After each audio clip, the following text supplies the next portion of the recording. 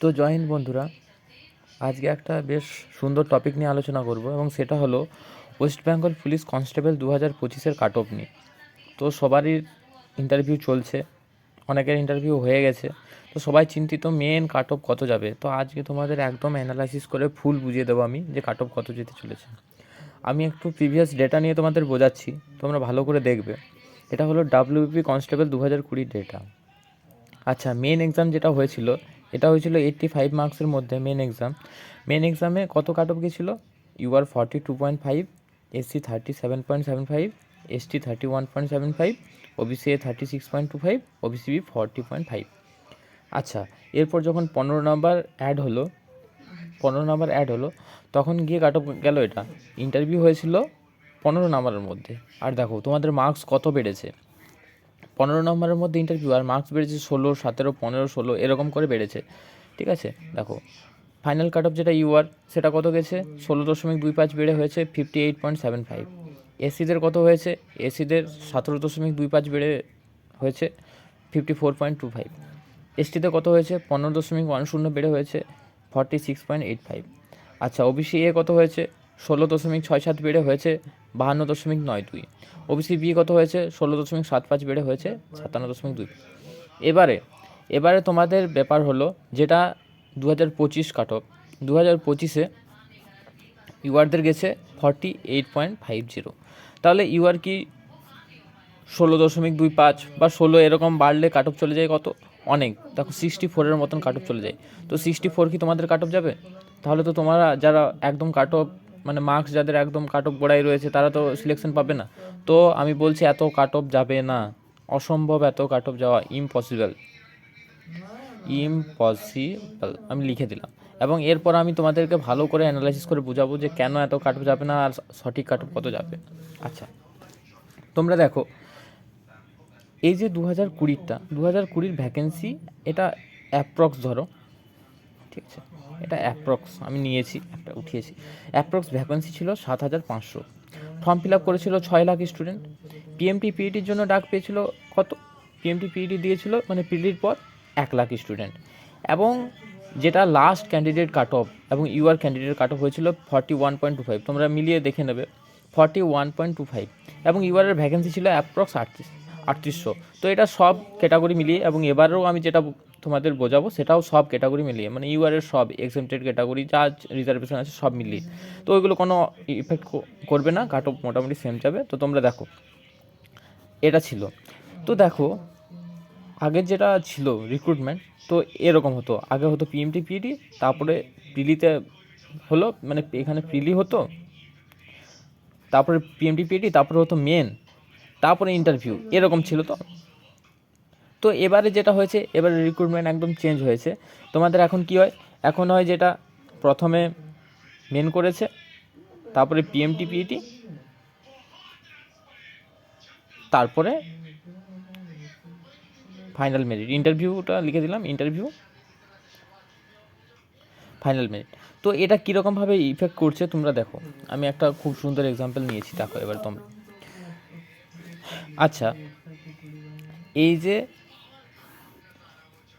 Suppose 2020-তে UR vacancy ছিল 3800,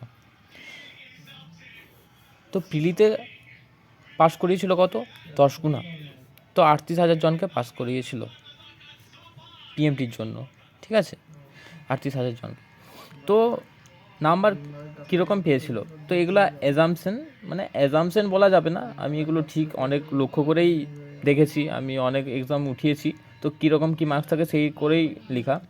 তো rank 1 তার মার্কস ছিল প্রায় 90-র মতো, র্যাঙ্ক 50 85, র্যাঙ্ক 500 75। এগুলো হলো র্যাঙ্ক, আর এগুলো হলো এদিকেরগুলো হলো, ডান দিকেরগুলো হলো মার্কস, ঠিক আছে। তো এরকম করে দেখো, র্যাঙ্ক 1000 যার তার 70 মার্কস ছিল, র্যাঙ্ক 2000 লাস্ট ক্যান্ডিডেট যার মার্কস তার 65, র্যাঙ্ক যার 5000 তার মার্কস ছিল 58, র্যাঙ্ক 10,000 50, র্যাঙ্ক 20,000 46, র্যাঙ্ক 38,000 41.25। আচ্ছা, এরপর যেটা হলো, তাহলে 38,000 কাট অফ গেল কত? 41.25। এই পর্যন্ত ক্লিয়ার সবারই? আচ্ছা, এরপর এই যে এতজন ক্যান্ডিডেটকে ডাকলো, তো তো এই যে প্রথম দিকের ক্যান্ডিডেটগুলো যেগুলো আছে এই যে 5,000 অবধি, এই ক্যান্ডিডেটগুলো কি সব এক্সাম প্রায় এরা একটু তোমরা বলতে পারো যে সব এক্সামের জন্য এরা প্রিপেয়ার্ড, ঠিক আছে, প্রিপেয়ার্ড বললে ভুল হবে, ফুললি প্রিপেয়ার্ড, ঠিক আছে। তো এরা ফুললি প্রিপেয়ার্ড, তো এরা সব এক্সামে বসে এবং এদের একটা যে আমি এক্সাম পেলেই দেবো নিজের প্রিপারেশন ঠিক করার জন্য, তো এরা সব এক্সামে বসে। তো এদের কি হয়, এরা রান করতে পারে না, ঠিক আছে, বা হাইট ওয়েট কম আছে, এরকম ব্যাপার আছে অনেক কিছু। তো এরা কি হয়, তো এরা যারা বসলো, তো এদের মধ্যে সাপোজ 5,000, 7,000, 8,000, এখানের মধ্যে 1,000 ক্যান্ডিডেট, 1,000 থেকে 1,500 ক্যান্ডিডেট হয়তো মাঠ পাস করতে পারবে, ঠিক আছে, এরকম। আচ্ছা, মেন ক্যান্ডিডেট পাস করে কোথায়, এখানে 1,000, 10,000 থেকে 20,000-এর মধ্যে মেন যারা জবটা পায়, এবং এটা হয়েছিল 2020-তে। আচ্ছা, আমি এখানে আরেকটা তোমাদের বোঝানোর জন্য লিখে দিই, এই যে আমাদের যেটা আছে মেন এক্সাম 2025, ওর যেটা ভ্যাকেন্সি রয়েছে তার প্রায় 3300 দেখবে ইউআর ভ্যাকেন্সি রয়েছে, এবং তার জন্য এটা 5 গুণা পাস করেছে পিএমটির জন্য, কত হচ্ছে 16,500। তো এখানে দেখো তোমরা মিলে যাবে 16,500 যে সে 46 এবং 50-র মাঝে থাকবে, এবং তার মার্কস এবারে লাস্ট ক্যান্ডিডেটের কাট অফ হয়েছে 48.50, তো সেই হিসেবেই। তো যেটা বলছিলাম, তো এখানে 1,000 জন ইয়ে করেছে, এবং মেন যেটা মাঠে পাস করেছে সেটা হলো এখানে, ঠিক আছে, 5 গুণা যেটা করেছিল সেটা এখান থেকে পাস করেছে, এবং যারা এই 46-এর নিচে পেয়েছিল তারা ভালো ক্যান্ডিডেট ছিল না, তারা ঠিকমতো প্রিপারেশন নেয়নি, অনেক খুব কমজন এখান থেকে উঠে এসছে, তো এরকম ছিল। তো এবারে দেখো, এবারে তাহলে তোমাদের মেন যেটা 16,500 সেটা এখানে লাই করছে, এবং তাদের মার্কস গিয়ে দাঁড়াচ্ছে 48.50, ঠিক আছে। তো এই যে এবারে তোমাদের এখানে মেন ভ্যাকেন্সি হচ্ছে 3300, এবং ডেকেছে 16,500 জনকে, অ্যাপ্রক্স 5 গুণা। তো যদি সবাই যদি ভালো ক্যান্ডিডেট হয় তো তারা তো আর মাঠ পাস করতে পারবে না, তাহলে এই যে প্রথম দিক থেকে এই যে আপ টু 2,000 এখান থেকে মাঠ পাস করবে 500 জনের মতো, 500 জনের মতো মাঠ পাস করবে। এই যে 5,000 থেকে 10,000, 5,000 থেকে 10,000-এর মধ্যে মাঠ পাস করবে কত, আরও আরও করবে 1,000 জন, ঠিক আছে। আর মেন মাঠ পাস করবে যেটা সেটা হলো 10,000 থেকে 16,000-এর মধ্যে, যারা মেন একদম পাস করবে এবং যারা জবটা পাওয়ার যোগ্য তারাই, কারণ তারা মাঠের জন্য প্রিপেয়ার্ড একদম ফুল, এবং তারা শুধু ডাব্লিউবিটাকেই প্রায়োরিটি দিয়েছে। হ্যাঁ, খুব 2-4 জন ক্যান্ডিডেট এরকম হবে। তাই আমি যেটা বলতে চাইছি তোমাদের, যে শেষতম স্টুডেন্ট, যে শেষতম ক্যান্ডিডেট, তার একদম এবারে জব পাওয়ার সিওরিটি রয়েছে, যে একদম এই যে তোমাদের 16,500 স্টুডেন্ট যার মার্কস হচ্ছে 48.50, ঠিক আছে, সে জব পাওয়ার জন্য যোগ্য, ঠিক আছে। এবং কেন যোগ্য, কারণ এবারে ইন্টারভিউর মার্কস এই যে 16+16 এত ইনক্রিজ হবে না। কেন ইনক্রিজ হবে না সেটাও আমি বলে দিলাম। যাদের র্যাঙ্ক প্রথম দিকে আছে তারা মাঠ পাস করতে পারবে না। আগেবারে কী হয়েছিল, আগেবারে যারা একদম শেষ দিকে ছিল অনেক ক্যান্ডিডেটকে ডেকেছিল, এবং ওটা পিলির পর মেন হয়েছে, সে কারণে ব্যাপারটা অন্যরকম ছিল। এবং এবার যেহেতু প্রথমে তোমাদের মেন এক্সাম কন্ডাক্ট করাচ্ছে, তারপরে পিএমটি পিএটি হচ্ছে, তারপরে ইন্টারভিউ হচ্ছে, তারপরে তোমাদের ফাইনাল সিলেকশন হচ্ছে, এই কারণে যেটা প্রবলেমটা হচ্ছে, মেন এক্সামে ডেকে দিয়েছে সব ক্যান্ডিডেটকে, মানে যারা ভালো ক্যান্ডিডেট তারা মেন এক্সামে পাস করে গেছে, তাই সবাই ডাক পেয়ে গেছে পিএমটি পিটিতে। যারা পিএমটি পিতে পাস করতে পারেনি এখানে ডাক পেয়েছে, কিন্তু এখানে ডাক পায়নি, তাই লাস্ট ক্যান্ডিডেট পর্যন্ত সিলেকশন হবে, এবং তোমাদের কাট অফ এত বাড়বে না, +16 যেটা সেটা বাড়বে না, +15 বাড়বে না, তার থেকে কম বাড়বে, ঠিক আছে। কত বাড়বে আমি তোমাদের ফাইনালটা বলছি। আচ্ছা, এরপর তোমাদের দেখো ফাইনাল কাট অফে চলে আসি, ঠিক আছে। তোমরা বুঝতে পারলে যে কীরকম কীভাবে হতে চলেছে সব কিছু। এবারে ফাইনাল কাট অফে আমি চলে আসি। ফাইনাল কাট অফ, ঠিক আছে। ফাইনাল কাট অফ দেখো, ফাইনাল কাট অফ তোমাদের ভ্যাকেন্সি কত ছিল বলতো, ইউআরের ভ্যাকেন্সি তো ওই তো বললাম সব মিলে 3300 মতো ছিল, এবং ইউআরের যেটা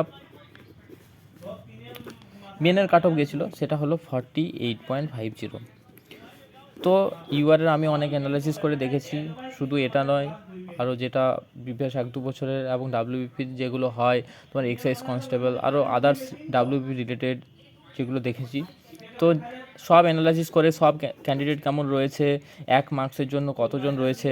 প্রথম দিকে যেমন তোমাদের 1 মার্কসের জন্য থাকে 50 জন, তারপরে সেটা 1 মার্কসের জন্য 100 জন ক্যান্ডিডেট থাকবে। ওই মেরিট লিস্টটা আমি প্রিভিয়াস মেরিট লিস্ট দেখেছি এবং সেই হিসেবে আমি তোমাদের বলছি ইউআর কাট অফ যেটা যাবে সেটা হলো 61 থেকে 63। তোমরা মিলিয়ে দেখে নেবে। দেখো একদম সঠিক কাট অফ বলা তো পসিবল নয়, তো এটা যেটা যাবে এর রেঞ্জের ভেতরেই। তার মানে কি, যে 48.50 পেয়েছে তার কত পাওয়ার দরকার হচ্ছে দেখো, যদি 61 হয় তাহলে 48 আর 61, তাহলে বেশি দূর নয়, তাহলে সে এই মার্কসটা ইন্টারভিউতে পেলেই সে ফাইনাল মেরিটে যোগ পাবে। দেখো এটা যেটা বলছিলাম এখানে, দেখো র্যাঙ্ক 1 আছে 90, র্যাঙ্ক 2 আছে, র্যাঙ্ক 50 যার তার আছে 85, 500 যার আছে তার আছে 75, এটা মার্কস, ঠিক আছে। আচ্ছা 2000 যার আছে সে হলো 65, 5000 যার আছে সে হলো 58। আচ্ছা এই যে 5000 অবধি যার মার্কস আছে 58+ যার মার্কস আছে, এখান থেকে মাঠে পাস করবে প্রায় 500 জনের মতো।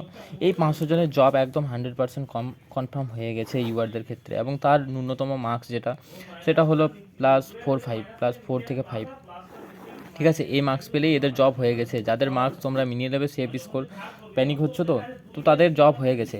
এরপর চলে আসি র্যাঙ্ক আপ টু যাদের 10,000, ঠিক আছে, আপ টু 10,000 এবং তাদের মার্কস কত আছে, তাদের মার্কস আছে 50। আচ্ছা 10,000 এদের লাস্ট দিকে যারা আছে তাদের একটু ভালো ইন্টারভিউ দিলেই তাদেরও জব কনফার্ম। যার একদম শেষতম 10,000 তার +12 পেলেই তারাও জব পেয়ে যাচ্ছে, তো এরাও প্রায় বলতে পারো প্রায় কনফার্ম। আচ্ছা যারা এই যে যাদের মার্কস আছে এই 8,000 ক্যান্ডিডেট, আর যাদের মার্কস আছে 55, তারাও একদম 100%, একদম খুব খারাপ না দিলে 100% এরাও কনফার্ম। আচ্ছা এইখানে এই যারা 8,000 থেকে 10,000 ভিতরে লাই করছে, তো তাদের একটু যদি ইন্টারভিউ খারাপ দিচ্ছে তাদের একটু চান্স কমে যাচ্ছে, কিন্তু আমি বলবো 12-13 ইন্টারভিউতে পায়, তোমরা ভালো করে মক দাও, ভালো করে যদি ইন্টারভিউ দিচ্ছ তোমাদেরও চান্স রয়েছে।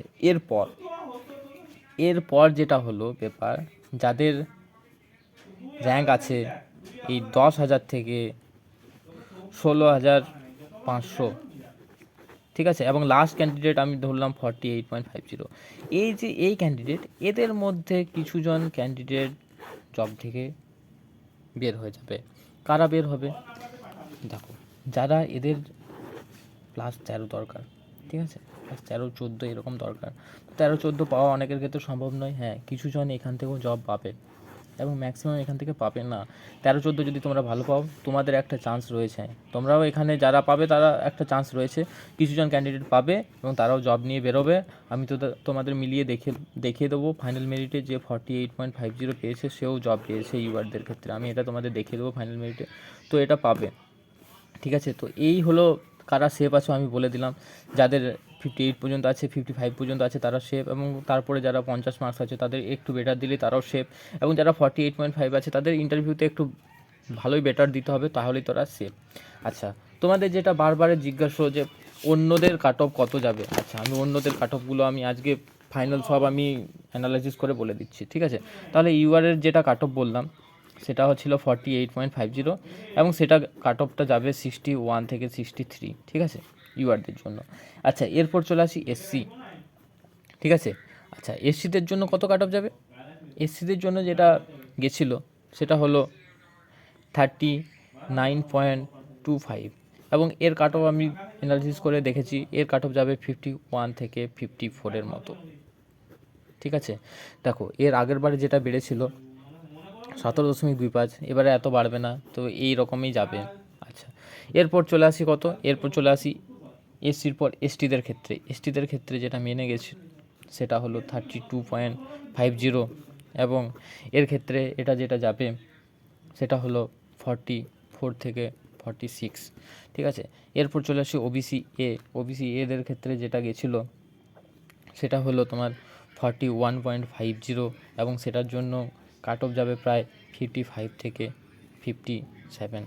আচ্ছা, ওবিসি বি এর ক্ষেত্রে এবারে দেখো ওবিসি এ এবং ওবিসি বি প্রায় সেম ধরতে পারো, কারণ ক্যাটাগরির মধ্যে অনেকে ইন্টারচেঞ্জ হয়েছে, এবং যেটা ওবিসি এর প্রথমে যেটা ছিল যে কম ক্যান্ডিডেট ছিল সেটা নেই, এবারে ওবিসি এতে অনেকজন অ্যাড হয়েছে, তাই OBC A OBC B same যাবে।